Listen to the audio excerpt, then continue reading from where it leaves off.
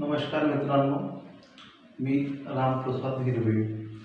Today हमारा जो ये टॉपिक है ह्यूमन हेल्थ एंड डिसीज, इसका हमने फर्स्ट लेक्चर इसके पहले के लेक्चर में डिस्कस किया है, जिसमें हमने इंट्रोडक्शन एंड इम्यूनिटी इसके बारे में यहाँ पे डिस्कस किया है।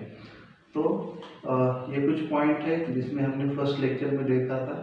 हेल्थ क्या है, हेल्थ की डेफिनेशन हमने यहाँ पे डिस्कस की थी। देन इम्यून सिस्टम क्या है, इम्यूनिटी क्या है।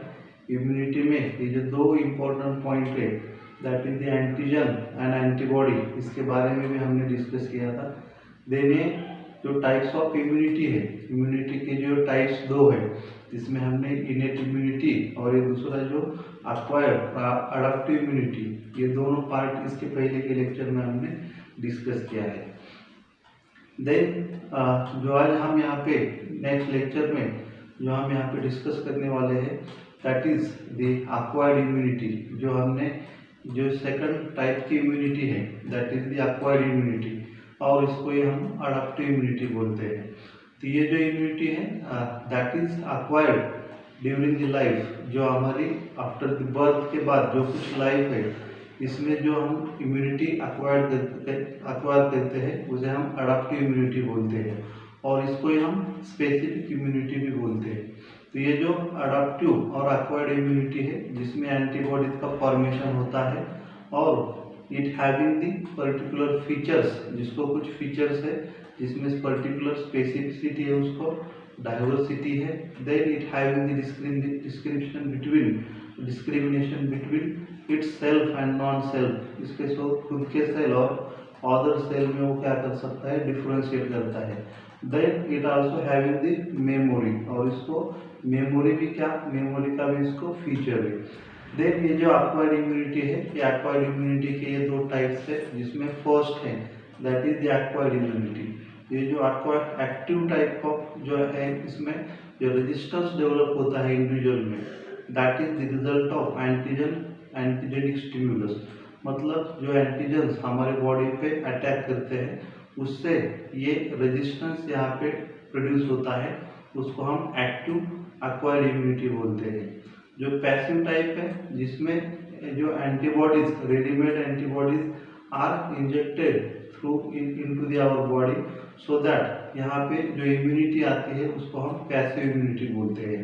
ये जो एक्टिव इम्यूनिटी है, जिसको हम एडॉप्टिव इम्यूनिटी बोलते हैं, और इसके दो टाइप है, जिसमें नेचुरल एक्वायर्ड इम्यूनिटी है, और दूसरा है जो आर्टिफिशियल एक्वायर्ड इम्यूनिटी है। जो नेचुरल एक्वायर्ड इम्यूनिटी है, जिसका एग्जांपल है मिसल्स है, जिसमें एक बार अगर ये मिसल्स होके गया आदमी को, तो पूरे लाइफ में then it does not have this types of infection again that person. तो ऐसे जो इम्यूनिटी है उसको हम नेचुरल एक्वायर्ड इम्यूनिटी बोलते हैं। जो आर्टिफिशियल एक्वायर्ड है, जिसमें एग्जांपल के तौर पे हम यहाँ पे डिस्कस कर रहे हैं कि BCG और ये जो पोलियो वैक्सीन है, उसको हम आर्टिफिशियली हमारे बॉडी में वैक्सीन के हेल्प से लेते हैं, जो आर्टिफिशियली हमें इम्यूनिटी प्रोड्यूस करता है अगेंस्ट दिस पोलियो और अगेंस्ट दिस टाइफाइड डिसीज। तो BCG वैक्सीन आर दिए। जो पैसिव इम्यूनिटी है, इसके भी दो टाइप्स है, जिसमें नेचुरल और आर्टिफिशियल है। जो नेचुरल एक्वायर्ड पैसिव इम्यूनिटी है, जिसमें जो मदर के मिल्क से जो कोलोस्ट्रम बोलते हैं उससे, इसमें इम्यूनिटी है directly passing through the placenta into the child. That type of immunity is known to be the natural acquired immunity. Then there is the second type, that is the artificial acquired passive immunity, where antibodies are transferred into the human. That's example is here that from the horse में जो immunization करते हैं, और उसमें जो antibodies वहाँ पे produce किया है, वही एंटीबॉडी ये जो रेबीज डिसीज है उसके अगेंस्ट में ह्यूमंस में इंजेक्ट किए गए। तो ये जो दो टाइप्स है जो हमने यहाँ पे एक्वायर्ड इम्यूनिटी के और अडॉप्टिव इम्यूनिटी के थे, इसके बारे में ये सब कुछ इंफॉर्मेशन है। Then the next part of this our immune system, that is the cells of immune system. ये जो हमने पिछले लेक्चर में जो इम्यूनिटी डिस्कस किया, तो ये जो इम्यूनिटी है, इम्यूनिटी के दो टाइप्स के सेल्स है, जिसमें फर्स्ट है lymphocytes and second is the antigen presenting cell. तो ये जो लिम्फोसाइट्स है that is the cell which is the main important cells of this immune system, जिसमें लिम्फोसाइट्स के भी और दो टाइप्स है, जिसमें हम बी लिम्फोसाइट्स और दूसरा आता है तो टी लिम्फोसाइट्स आता है। तो ये जो लिम्फोसाइटिक सेल्स है that is having this two types, जिसमें ये जो बी लिम्फोसाइट्स वाले सेल है ये जो रिस्पॉन्स देते हैं इम्यून सिस्टम के that is through the antibody, इसलिए इसको हम AMIS मतलब एंटीबॉडी मेडिएटेड इम्यून सिस्टम बोलते हैं। वेयरएज ये जो टी लिम्फोसाइट सेल है that give the response to the antigen by through the cell, so इसको हम सेल मेडिएटेड इम्यून सिस्टम बोलते हैं। तो ये दो टाइप्स लिम्फोसाइट्स के हैं। तो ये जो बी लिम्फोसाइट्स और टी लिम्फोसाइट्स है इसका मैकेनिज्म कैसा है, तो फर्स्ट ऑफ ऑल ये जो टी लिम्फोसाइट सेल है उसका एंटीजन को क्या रिस्पॉन्स रहता है कैसा, इसके बारे में हमने अभी डिस्कस किया।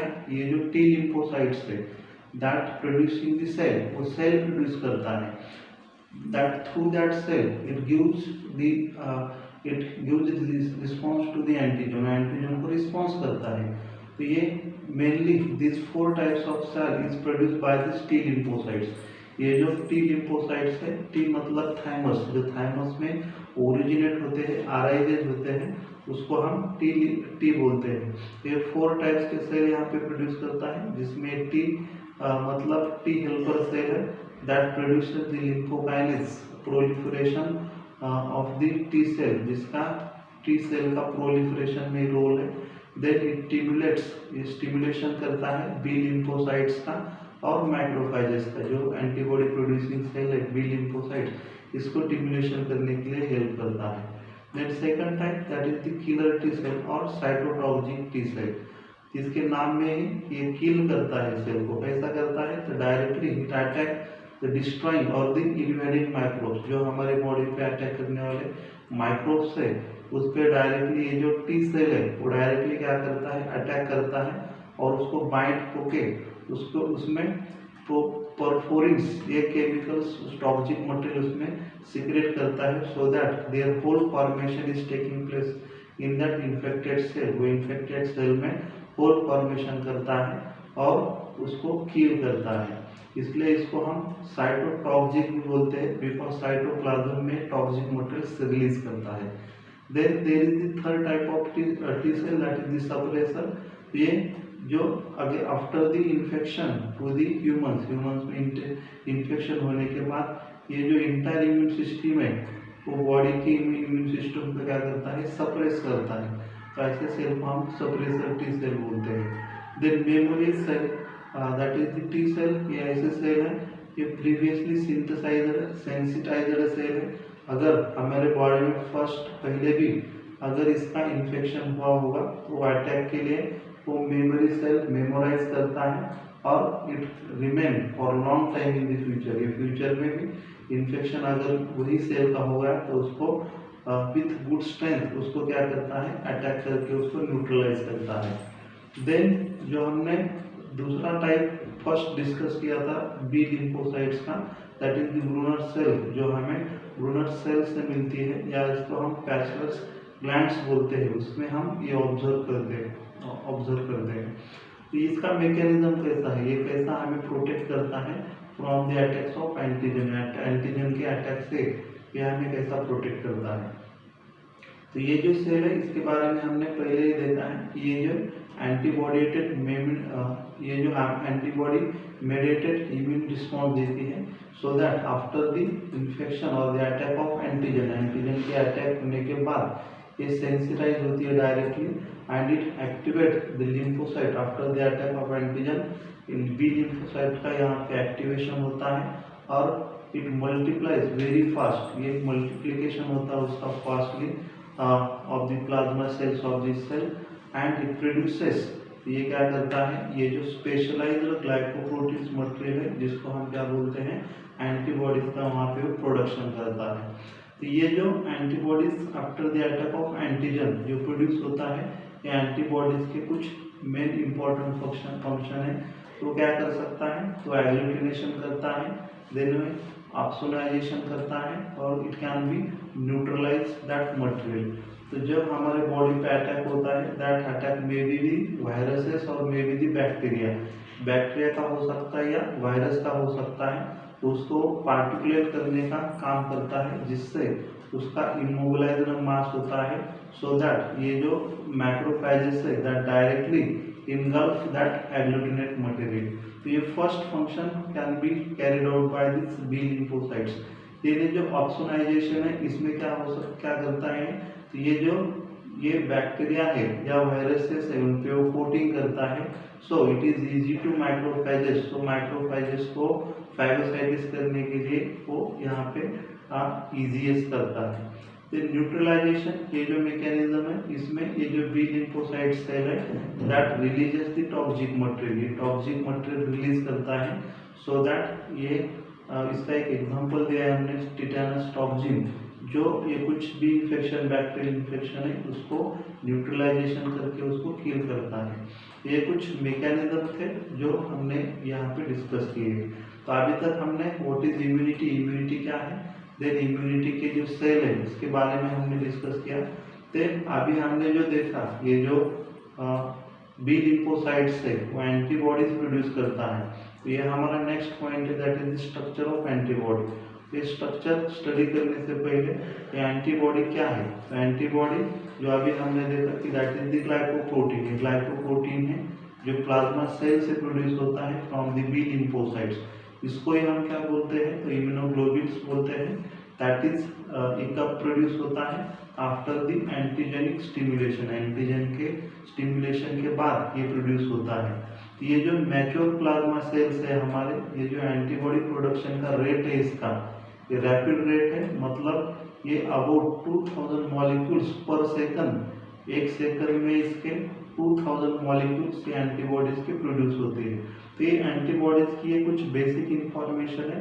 Now what is its structure, इसका स्ट्रक्चर क्या है, तो अभी हम यहाँ पे देख रहे हैं, ये जो एंटीबॉडी का स्ट्रक्चर दिख रहा है, ये हमें ये वाई शेप का स्ट्रक्चर यहाँ पे ऑब्जर्व होता है, जो यहाँ पे हमने नोट किया है। Here this antibody that is the Y shaped molecule, ये वाई शेप के जैसा स्ट्रक्चर है, इसके लिए हम उसको वाई शेप्ड मॉलिक्यूल बोल रहे हैं। That is made up of, ये 4 पॉलीपेप्टाइड चेन से बना है, जिसमें 2 हेवी चेन्स है और 2 क्या है, तो लाइट चेन है। जो हम ये डायग्राम में जो ऑब्जर्व कर रहे हैं, ये जो अंदर के 2 लेयर्स, 2 चेन है, इसको हम हेवी चेन बोलते हैं। और ये जो बाहर वाले हैं ब्लू रीजन कलर में दिख रहे हैं, वो लाइट चेन है। अगर हमने यहाँ पे ऑब्जर्व किया, ये जो कंटिन्यूस रीजन वाला पार्ट है, इसको हम कांस्टेंट रीजन बोलते हैं, यहाँ भी और यहाँ भी। और जहाँ पे ऐसा कुछ ये कॉन्जुलेशंस ऑब्जर्व होता है, उसको हम वेरिएबल रीजन बोलते हैं। ये जो वेरिएबल रीजन है, देयर इज द साइट, इसमें साइट है for the antigen binding site है, ये दोनों रीजन पे। तो ये जो स्ट्रक्चर है, ये स्ट्रक्चर डाइसल्फाइड बॉन्डिंग से यहाँ पे क्या हुआ है, अटैच हुआ है। यहाँ पे देखा है, देखते हम, ये जो है ये दोनों में भी और ये दोनों में भी, और यहाँ भी ये डाइसल्फाइड बॉन्डिंग यहाँ पे हमें ऑब्जर्व होती है। जहाँ पे ये जो स्टेम रीजन दिखता है, उसको हम क्या बोलते हैं, तो हिंज बोलते हैं। Okay, and this each antibody, ये जो हमने देखा ऊपर, ये जो 2 रीजन है, ये दोनों रीजन पे यहाँ पे जो एंटीजन बाइंडिंग के लिए साइट है, उसको हम क्या बोलते हैं, तो पैराटॉप्स बोलते हैं, जो ये कांस्टेंट रीजन पे होती है। ये जो स्ट्रक्चर है, ये 2 पोजीशंस है जहाँ पे ये एंटीजन बाइंडिंग होती है, इसलिए इसको हम बाइवेलेंट स्ट्रक्चर बोलते हैं। तो ये एंटीबॉडी का स्ट्रक्चर है। तो ये एंटीजन और एंटीबॉडी, एंटीजन का और एंटीबॉडी का यहाँ पे कॉम्प्लेक्स फॉर्मेशन होता है। तो ये जो पॉइंट है, इसका हम अगले लेक्चर में कंटिन्यू करेंगे। आई होप ये तुम्हें सब कुछ समझ में आएगा, बार बार देखो, इजी है। थैंक यू, मिलते हैं अगले नेक्स्ट लेक्चर।